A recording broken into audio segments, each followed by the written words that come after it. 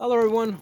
Welcome back. I got a message in one of the groups that I'm in asking me if I would do a video on how nuclear explosions work. And I said, absolutely, you came to the right guy.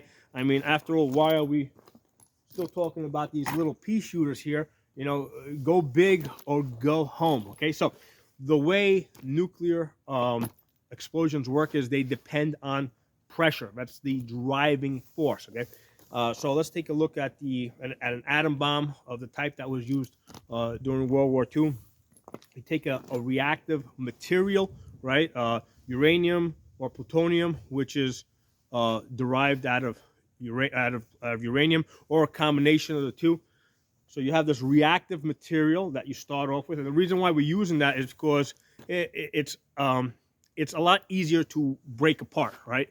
But we start with this material. We put this, basically, you get a spear of it, and you surround that with conventional explosives like TNT or C4 or some combination of conventional explosives. So you surround the reactive material with that, and then on the outside of that, you put a big, thick metal spear. All right, so you got this big metal sphere on the outside, and the way it works is you detonate the conventional explosives, right? You detonate that TNT, and then when the TNT, basically ignites, right? It tries to expand out.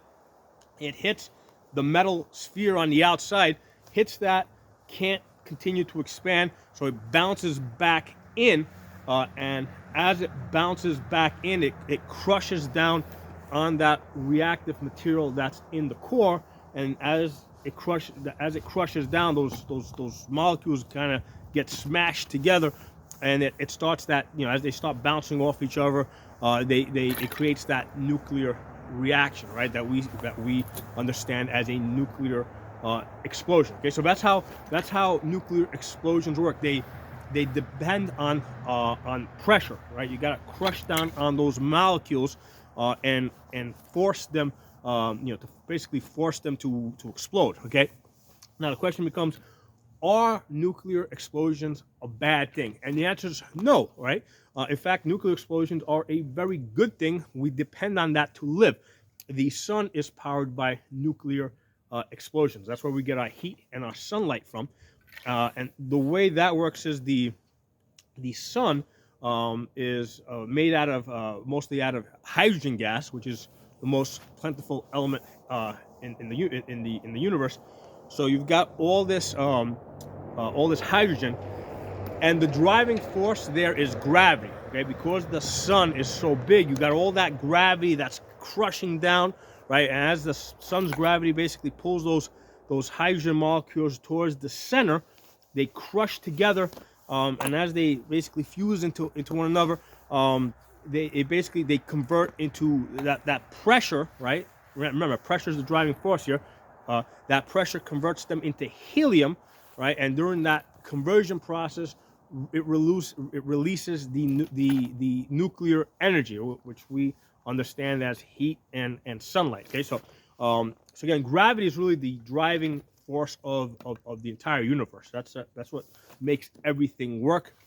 A lot of people, when they think of gravity, they understand that, it makes the Earth rotate around the sun, makes the moon rotate around the Earth. They understand that, hey, it keeps us, here standing on the ground. But what they don't understand is that gravity is what makes makes the sun do its job. All that gravity on the sun, because of all that mass, crushes down, and those molecules, basically, those hydrogen molecules crush together, create that helium, release that nuclear energy, which then warms this planet and gives us sunlight. Okay. Now, aside from that, right? These nuclear reactions, they don't just give us sunlight and heat, but they also created all the material that's on this planet. Now, what do I mean by that? Well, if you take a sun, right, the size of our sun, all right, at some point, it's gonna run out of hydrogen to crush into helium, right? And then what it's going to do is going to start all that helium is going to then start crushing down on itself, and it's going to start fusing that helium into carbon, which is going to continue. It's going to continue that process a little bit longer, but at some point, you know, because at each step, right, it requires more gravity. So at some point, it's just not going to have enough mass to keep that process growing or going. Okay, so at some point, our sun is just going to stop. This nuclear process is just going to stop. Okay, but there's other suns out there that are a lot bigger than our sun, and then what happens is on those other suns, right, that have existed in our universe, when they ran out of hydrogen, right, they started crushing that helium, and then when they ran out of helium, they started basically crushing the carbon.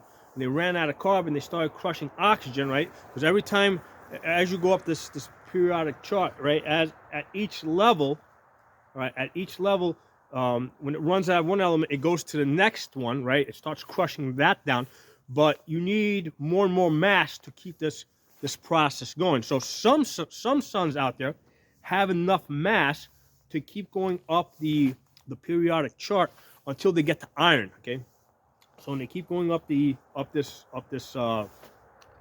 periodic chart, they get to iron.